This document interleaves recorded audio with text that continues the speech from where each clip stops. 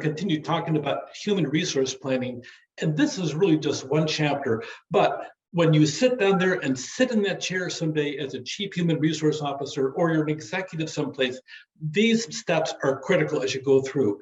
Too often planning gets pushed aside because a lot of crises happen and everybody's running around like they're a fireman trying to put out fires nonstop. You need to take time, step back from sometimes those crises that'll always be there, and plan and plan and plan. And by the way, once you start doing that, the crises a lot of times start going away and getting reduced because you've already planned for the future as you go through. Planning is a big thing.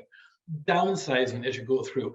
If you're going to change a business location, no matter what happens, you're going to lose some people in the process as you go through. Sometimes it's a smart idea to reduce labor costs. Sometimes technology reduces the need for labor as you go through. Artificial intelligence is sucking up an awful lot of human jobs in the process, including jobs in human resources. A lot of human resources jobs, especially the administrative sides, as you go back, are being shrunk down in the process as you spend more time projecting the future and also doing some more of the crisis management as we go through. Anytime, but a business location is probably the biggest reason for downsizing as you go through. Sometimes you move in a different part of the United States. Sometimes you move outside the United States. Regardless, there's always cost to be done with that, but you also have a human toll in the process as you go through. By all of them, when you shrink payroll voluntarily, that's a big deal. That's going to save you a huge amount of grief as you go through.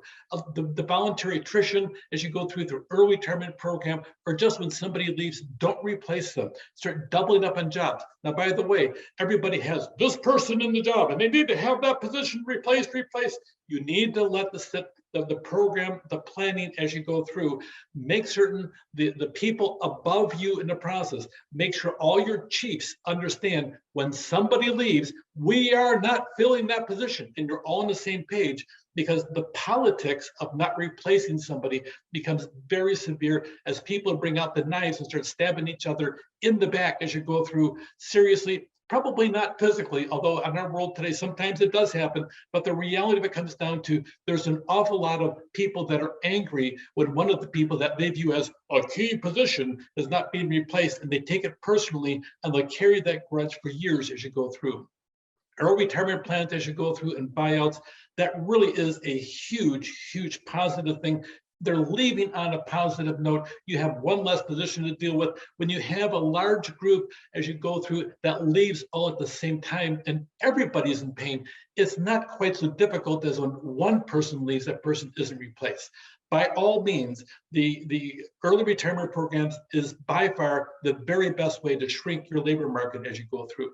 We have an aging population, but that being said, you have a lot of people that are living to be older and they like working and everything else, and they're trying to avoid being set on the side by society and so to speak, a car with the wheels stripped off and blocks sitting in the street as you go through. They want to have something to do with their lives, and a lot of times you can get an awful lot more work out of somebody with a massive amount of experience who knows how to get something done in 1 hour that it takes somebody brand new 5 hours to do as you go through. High efficiency, good connections as you go through, and often they've survived the whole thing, so they know the whole aspect.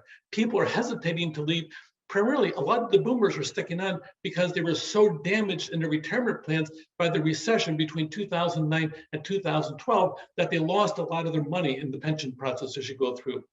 A way to sit down and plan as you go through, when you have a vacancy on a temporary basis, you hire a temp. We call them all kinds of things, independent contractors, temporary workers, or gig workers as you go through. People that are there for a brief period of time. Now, there's a huge advantage on this, and it's not necessarily the best way to hire, because really your hiring process should be open, transparent, and you should really advertise and try to find the best thing. But the advantage of having a gig worker, temporary worker, independent contractor that comes in and works for you on a temporary basis, they're there for 4 months. You get to see, do they show up every single day to work? Are they late? Do they get along with people? Are they a team player? Do they know the job really well? That gives you an advantage of knowing that person and their skill set on a deep basis, rather than just a brief 30-minute interview where anybody can fake it as they go through, just try to make it in the process. So think about the advantages. There's flexible as you go through. Agencies can test the employees ahead of time. They can even train the workers before they come in and attempt to have an objective perspective about your company. And sometimes you get some really good insights as, how come you're doing that? Well, we've always done it that way. Okay, well, sometimes you need to sit down and say, well, I don't know why we're doing that. I'm going to make a note of that and go back and check that. But then go back and actually really check and don't just give lip service in the process. You'll get a lot of good information when somebody questions your process and they're only there with nothing invested to keep the same process there. Sometimes the insights are fabulous as you go through. More on temps.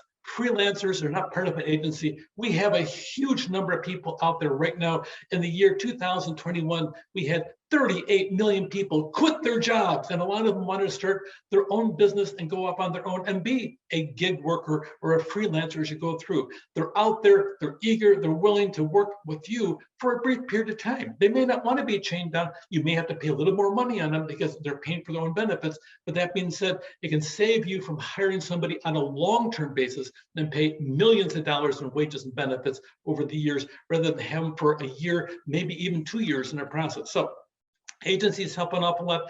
There's an unprecedented increase in contract workers. You can do a lot of outsourcing as you go through. You get a lot of HRM tasks, moving records from paper into digital as you go through, screening in the process as you go through, having different kind of labs as you go through that do different testing rather than you doing them yourself. You can always offshore instead of outsource locally. You can outsource or even offshore the jobs from one country to another because there's an emerging pool of some brilliant talent, not in the United States, in other countries. You can tap into that enthusiasm, that high energy, and sometimes the high intellect that you're going to get on a relatively inexpensive dollar when you start offshoring as you go through. You can also bring people into the country. There's different types of visa processes that you go into bring in foreign workers. You get an H-2A visa, which is actually seasonal work, and then the H-1B visa, which is for highly skilled workers when you can't find them in the United States.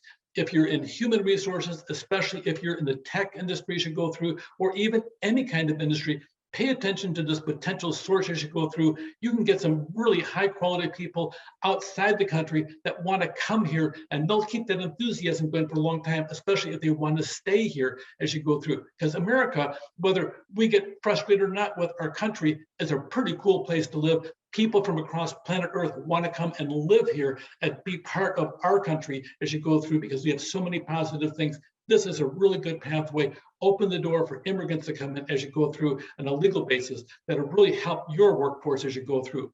Alternate pay and hours. You know, we've gone through this whole aspect of, can you never work from home? And now all of a sudden, after our pandemic that we had in the process, that we go through and start saying, yes, you can actually do that.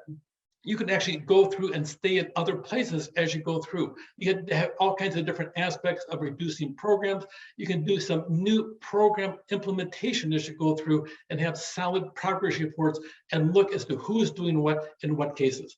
Sometimes there's subgroups within your organization that you have affirmative action planning for, and that's when you have federal contracts as you go through. You have to sit down there and utilize your work group in the process, making certain you're passing what's called the 4/5 rule. Put that in your notes because it's critical.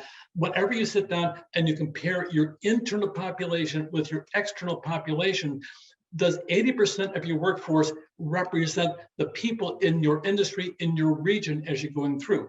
If not, you may have a legal problem on affirmative action if you have a federal contract.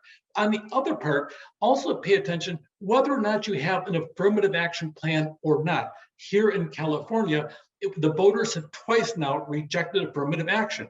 Regardless, pay attention. You need to reflect the community that you work in. If you're not doing it, you probably have some type of problems in your hiring and selection process. And so pay attention, human resources. Tools for HR planning, downsizing, outshoring, offshoring. Our time and or location changes will always have an impact on downsizing or even surplus, sometimes surplus workers you can sit down and hire and bring them in.